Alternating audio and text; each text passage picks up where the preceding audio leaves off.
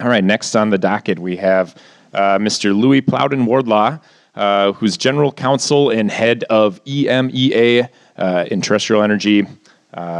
Louis has joined Terrestrial Energy after a career in finance and leads the business development function outside of North America.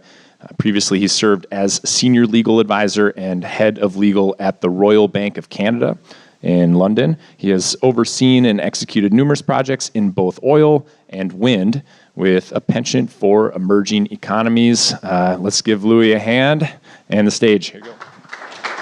Thank you very much. Let's try to open your presentation. Let's see if we've got a presentation first. Ah, there it is. Ready? Well, let's start off with the picture of the machine on the front. First of all, Rauli, thank you very much for inviting us to present to you, and it's wonderful to be in Helsinki. Can you hear me? Yeah. So the point of this presentation is really to introduce people both to the technology, but more importantly to the company that seeks to promote this technology, and the reasons why, the business case for embarking on such a project in the first place.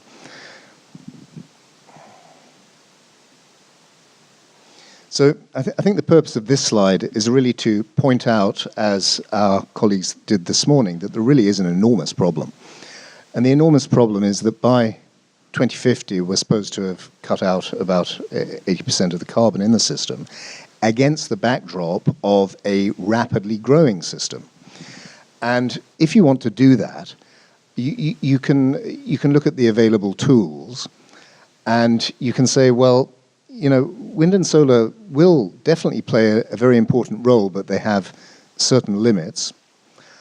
And conventional reactors will play a very important role, but they have limits, and some of those limits are economic. They haven't been very successful in bringing down the cost of nuclear energy over time. And they're not very good at producing, at dealing with the industrial heat part of the energy system, which is about a third of it. So our contention is that this is a very big market, that all technologies are required, and that advanced nuclear, of which we are a part of, will play a very important role in it. There are lots of people, important public voices, who are essentially saying the same thing.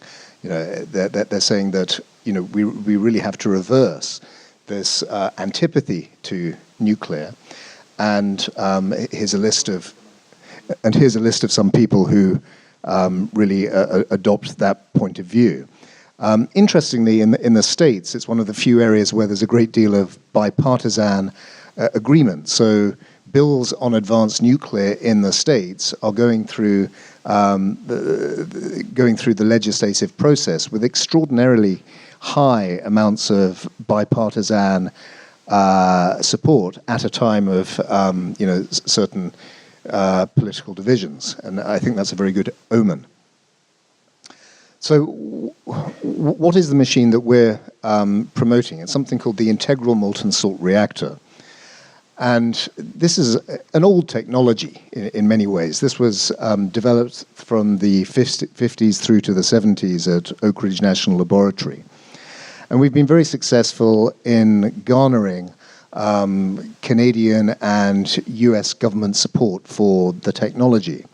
That's come in the form of grants, and in the US, our affiliate Terrestrial Energy USA is going through the process of a $1 billion loan guarantee program, which is a construction loan guarantee device for implementing a project at Idaho National Laboratories. And again, if you're going to get private capital involved in this, a very important thing is timing. There is no point in doing an advanced reactor technology if it will not deploy until the 2040s. We believe that this can be deployed in the 2020s. And those are the project milestones that we're working towards. So we believe that we hold a lead position in the advanced reactor sector. And the main criteria here are government engagement and industrial engagement, together with regulatory engagement. And at the end of October, we'll have our first report card from the Canadian Nuclear Safety Commission with the vendor design review phase 1.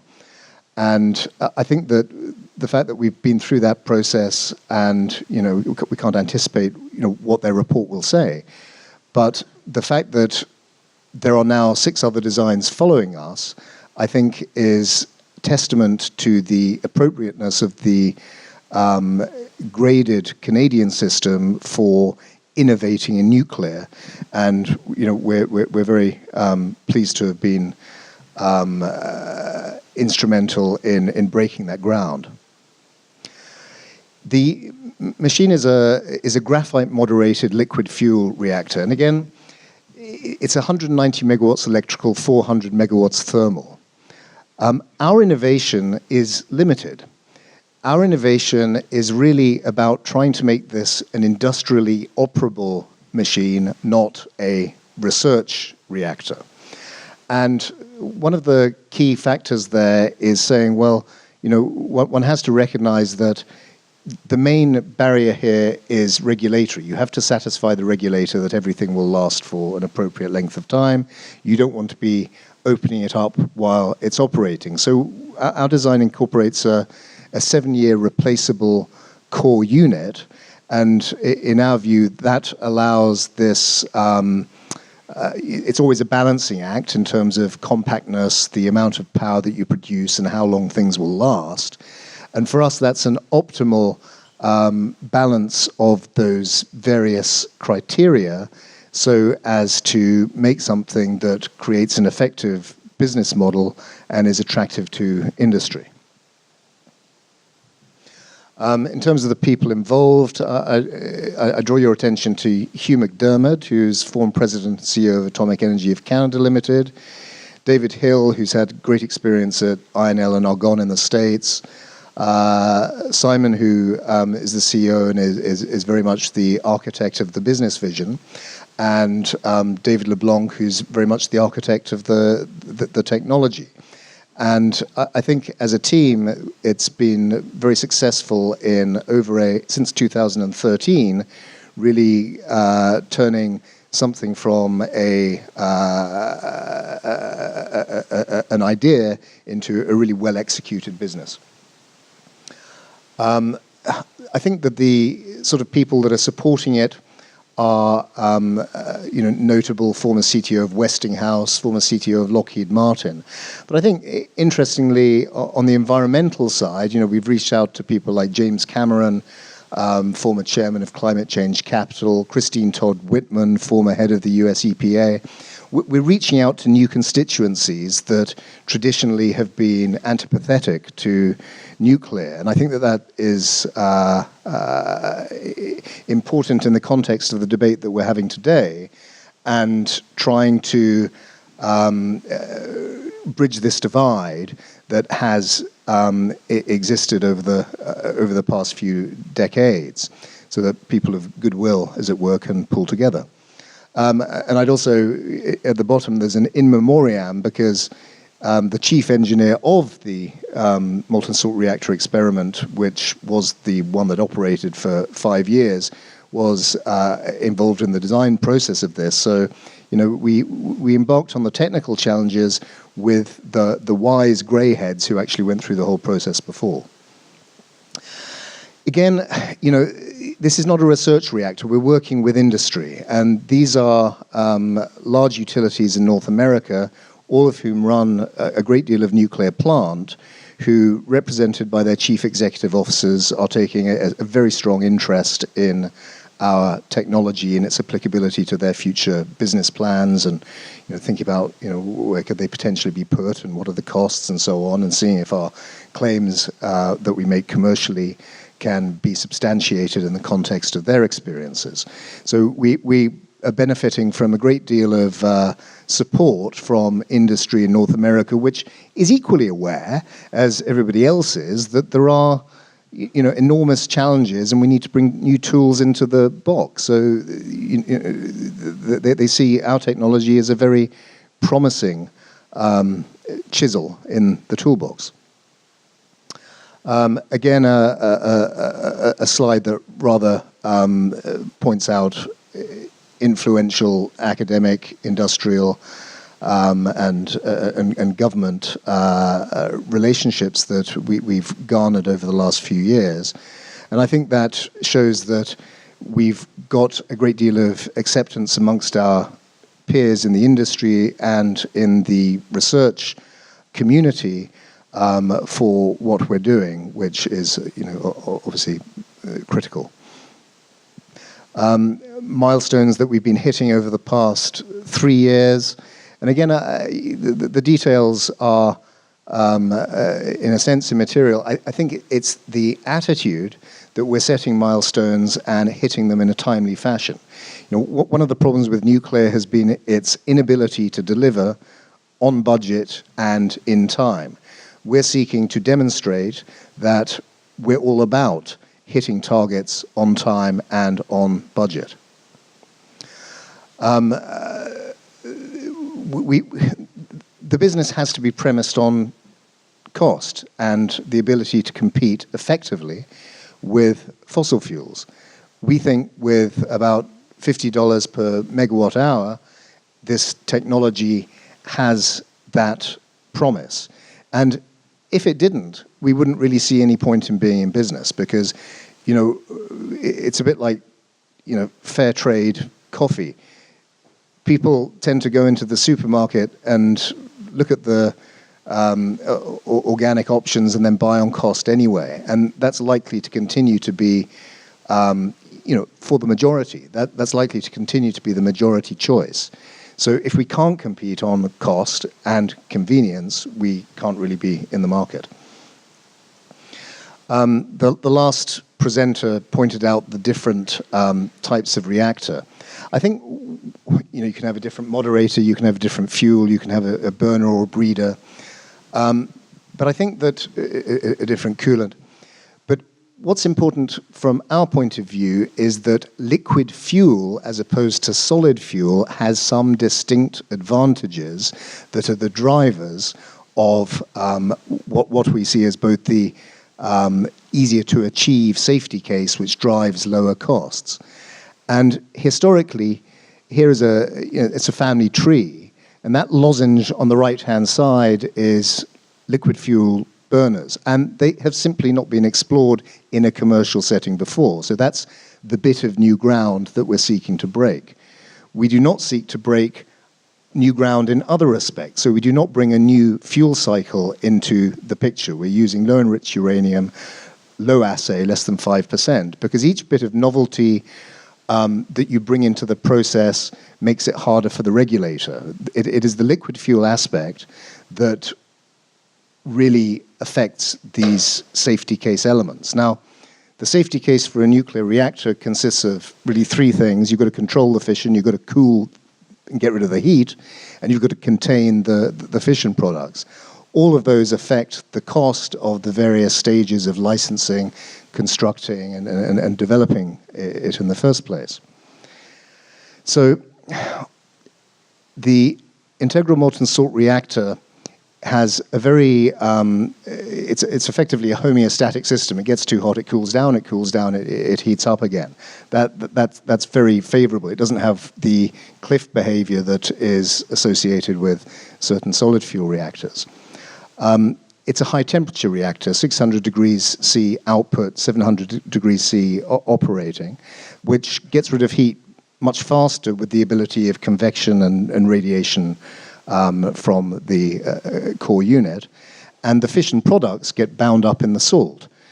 And it's a 1 atmosphere system. So if you can imagine the difficulty in engineering a 160 atmosphere system versus a 1 atmosphere system, you've got much less in the way of physical forces pushing things outwards, and therefore your ability to contain it is it's easier to do, and therefore cheaper to do. Long history that we've already alluded to, and again, novelty-wise, we're seeking to bring in the best of what has been used in the past, some of it in the conventional reactor world, integration of heat exchangers and so on. And again, I think this bespeaks a pragmatism that is the essence of our design and business philosophy. You have to make things as simple as possible and only introduce novelty if it is absolutely critical to increasing the business case desirability of it. The substitutability of the core unit, it goes in there, operates for 7 years, a new one goes in, and the other one cools down and is then put in long-term storage on site. So, a very, I suppose, one way of thinking of it size-wise is it's more like a primary school than a cathedral. It's a relatively small physical facility, and the balance of plant, whether that's turbines or a facility for heat use, can be outside the nuclear curtilage. So, for example, if you were using the heat for a chemical process, your chemical plant wouldn't have to be done to nuclear standards because it could be outside the boundary, because we can carry the heat with a molten salt outside some distance. And that, again, brings down the costs, as does high heat, because that means you can use turbines which are very similar to fossil fuel turbines rather than very special 300 degrees C wet steam turbines. Every decision is done in order to try and enhance the business case for deploying this type of reactor. A list, and I don't want to really go through it in a systematic way, but I think that one of the important things is to talk about complementarity to renewables to work in a more diverse grid. And it's a very good reactor for load following. So if the wind blows hard or the sun blows strongly, you can ramp it down. The converse is also true. And so, as well as base power, you've got something that can be a grid balancer and provide these grid services.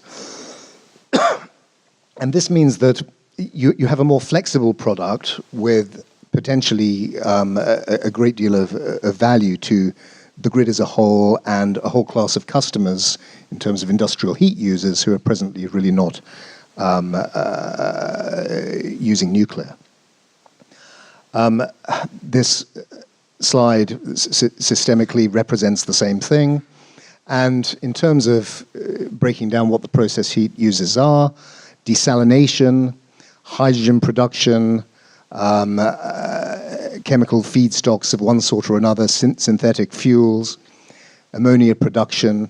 These are all processes that couple very nicely with the level of heat that is produced by this type of reactor.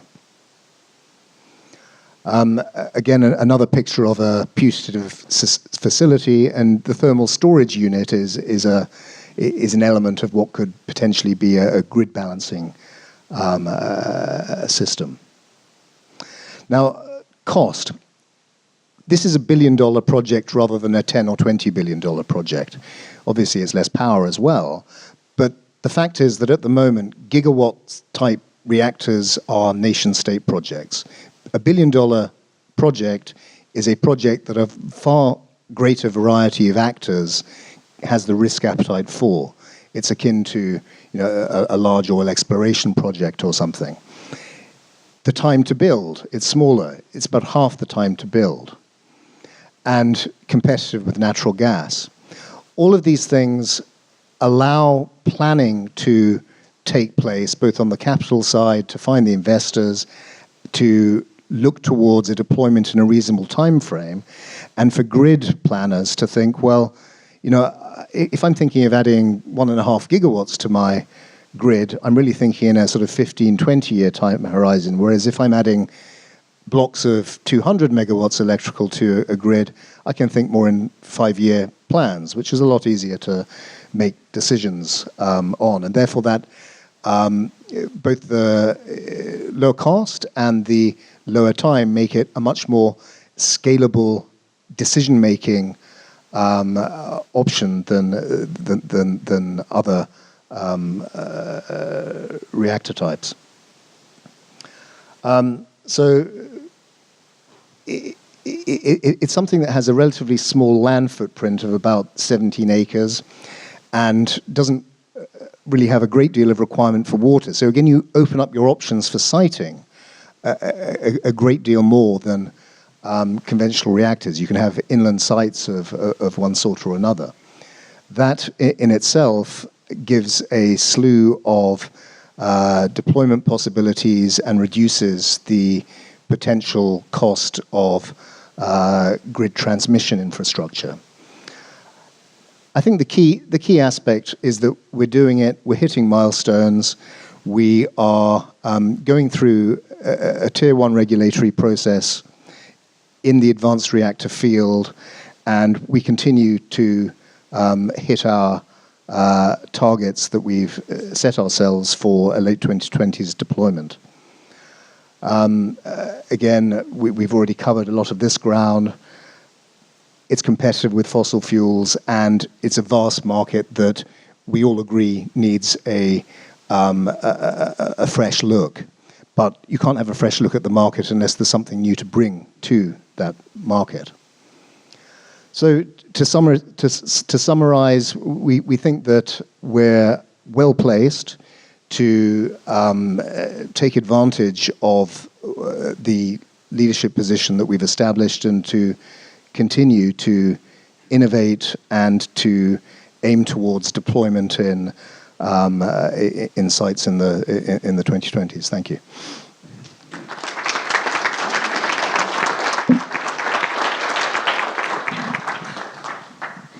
Thanks a lot, Louis. Yeah, it's kind of an honor for me to be up here because actually molten salt reactors were the reason I got interested in nuclear at all. It just seemed, I saw a TED Talk about them, and it just seemed like a really, really interesting rabbit hole to jump down into. And here I am, 7 years later.